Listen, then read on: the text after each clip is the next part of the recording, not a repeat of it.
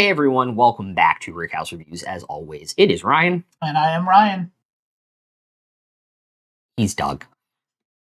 And today we have an interesting product that I didn't really see coming from Maker's Mark,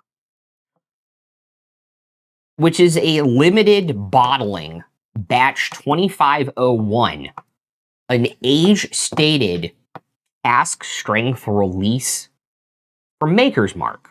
But before we get into that, if you guys really want to help out the channel, you can hit down below the subscribe button, ring that notification bell, like, comment, and hit that share button to send to all your bourbon-loving guys, gals, and non-binary pals. So this is super interesting. Normally, the only HA thing Maker's Mark releases that has like the age on this, as you can see, 7 years, 2 months,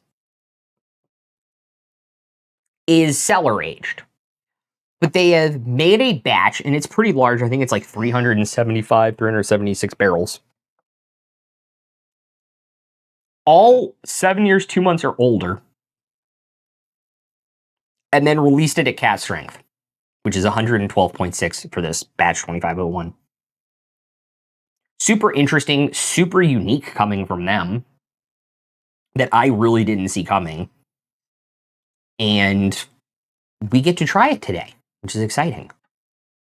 So, are you ready to get into it? I am. So how we do our reviews, we like to review using a weird point structure that we've designed. We love it. We continue to utilize it. We start with the nose and the aroma and go to the finish with buy again, recommend, and then of course the flavor in the middle. Point values are 25 for aroma, 30 for finish, flavor, 25 for finish, 10 and 10 for buy and recommend, and usually there's some caveats with both of those. So with that said, we want to get into this beautiful Maker's Mark. Nostrovia. I need to find out more languages to say cheers in. Salantra. Salut. Salud. So that is such like a nice Maker's Mark nose. It's like I hate to say it, but it's like Maker's Mark. What I like about Maker's Mark, cinnamon with a little bit more baking spice, but it also comes with like more because you get burn. a little of the So you get more burn from the 112 proof, yeah, and you get burnt sugar on it too. But that's just like Maker's. I hate using this analogy, but I use it all the time. It's like if Maker's was like a knob, and the volume was a volume knob, and it was at like 7. This is turning it up to like 9. It has more of the things you want, but also some more of the things you don't want on it out of Maker's. Aroma. Mm-hmm.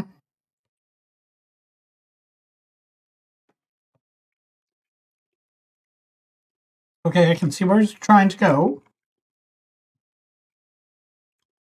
Okay, I can see what it's trying to become.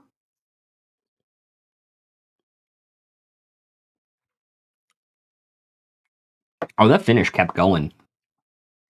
That's nice. It's an easygoing finish. That's nice. Grape burn flavors. Yeah. That like burnt sugar. A little char of the barrel.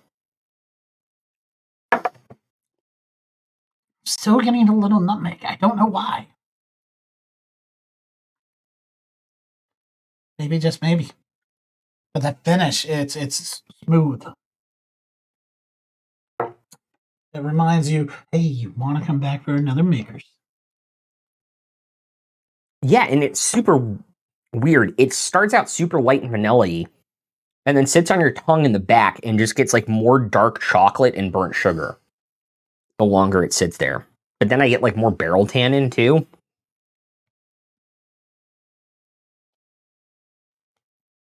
Yeah, I'm going to stick with my original score and there you go.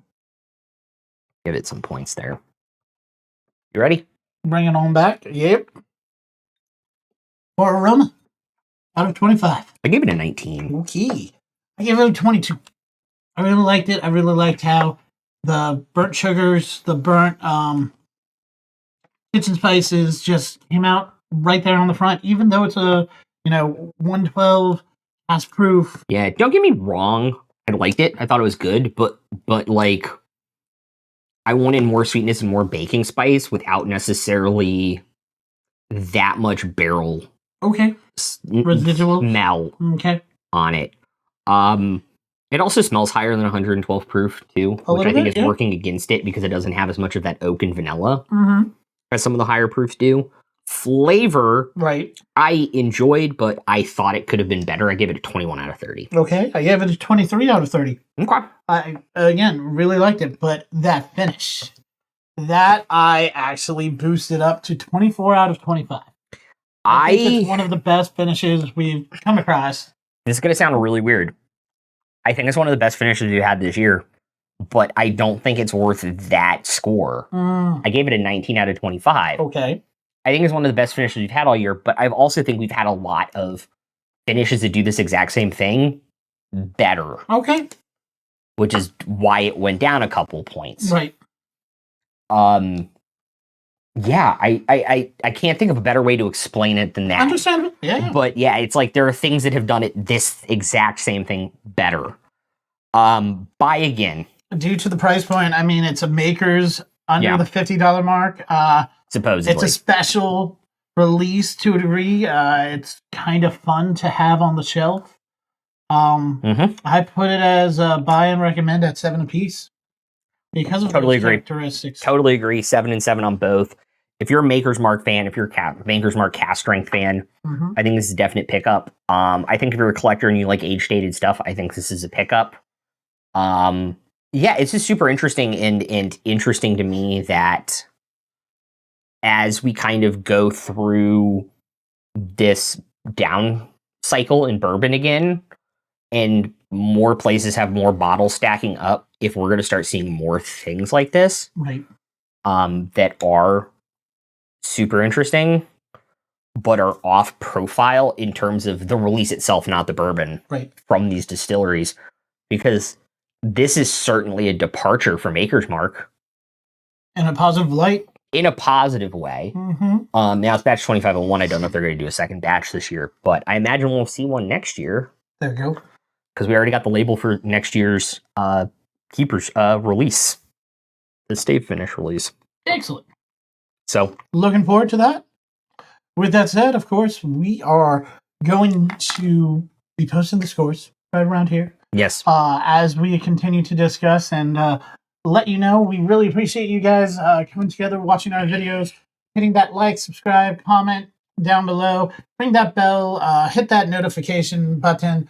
Let us know what you think in the comments. If you had this guy, give us your score. We always like to read and review and enjoy having a little fun with you.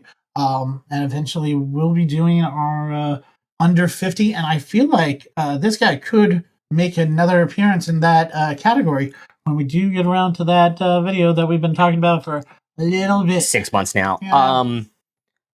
November. We'll Sounds probably be good. filming a bunch of indie year stuff.